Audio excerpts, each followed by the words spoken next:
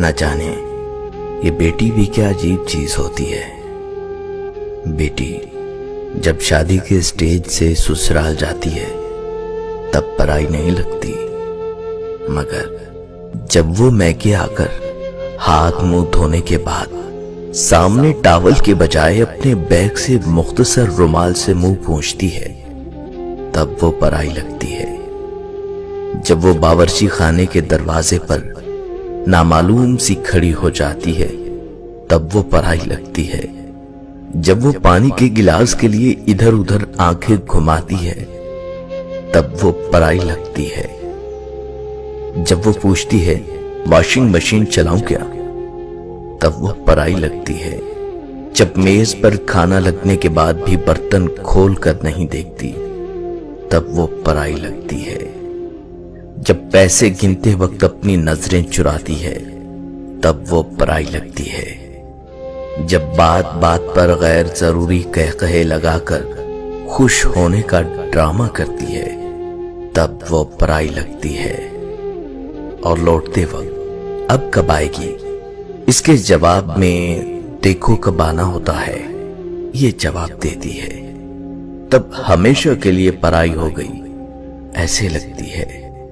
लेकिन गाड़ी में बैठने के बाद जब वो चुपके से अपनी आंखें छुपा के खुश करने वाली कोशिश करती है तो वो परायापन एक झटके में बह जाता है, तब वो पराई सी लगती है। अरे नहीं चाहिए हिस्सा भैया, मेरा मायका सजाए रखना, कुछ न देना मुझे, सिर्फ मोहब्बत बरकरार रखना। पापा के इस घर में मेरी याद बसाए रखना, बच्चों के जहन में मेरा मान बरकरार रखना। बेटी हूं हमेशा इस घर की, ये एजाज सजाए रखना। बेटी से मां का सफर, बेफिक्री से फिक्र का सफर, रोने से खामोश कराने का सफर, गुस्से से तहम्मुल का सफर। पहले जो आंचल में छुप जाया करती थी आज किसी को आंचल में छुपा लेती है। पहले जो उंगली पे गर्म लगने से घर को सर पे उठाया करती थी आज हाथ जल जाने पर भी खाना बनाया करती है। पहले जो छोटी छोटी बातों पे रो जाया करती थी आज वो बड़ी बड़ी बातों को जहन में छुपाया करती है। पहले भाई दोस्तों से लड़ लिया करती थी आज उनसे बात करने को भी तरस जाती है।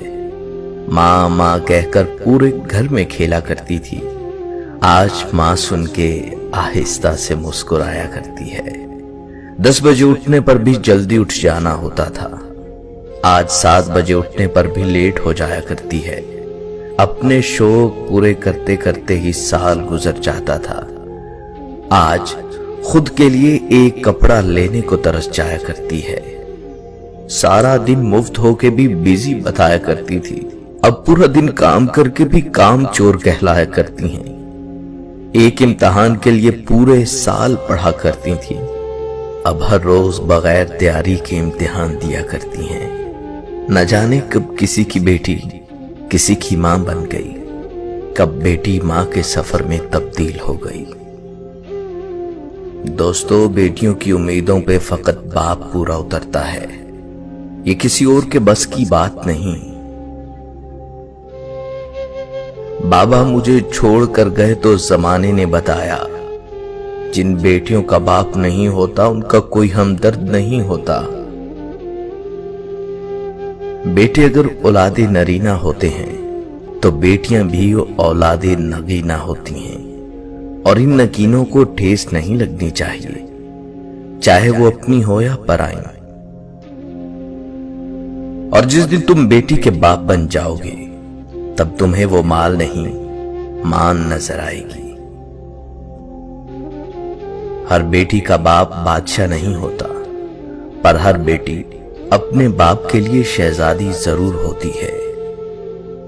बेटियों का दुख समझना बड़ा मुश्किल है, उनके लिए तो उसी घर में जगह नहीं रहती जहां वो पैदा होती हैं। बेटे नेमत हैं और नेमतों का हिसाब लिया जाएगा। बेटियां रहमत हैं और रहमत का कोई हिसाब नहीं। बेटियां फूलों की तरह होती हैं और ये फूल आपके घर की जीनत हैं।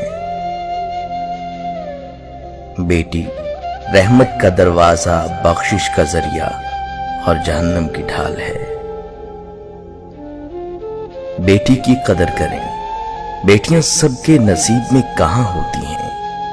घर जो खुदा को पसंद आ जाए वहां होती हैं।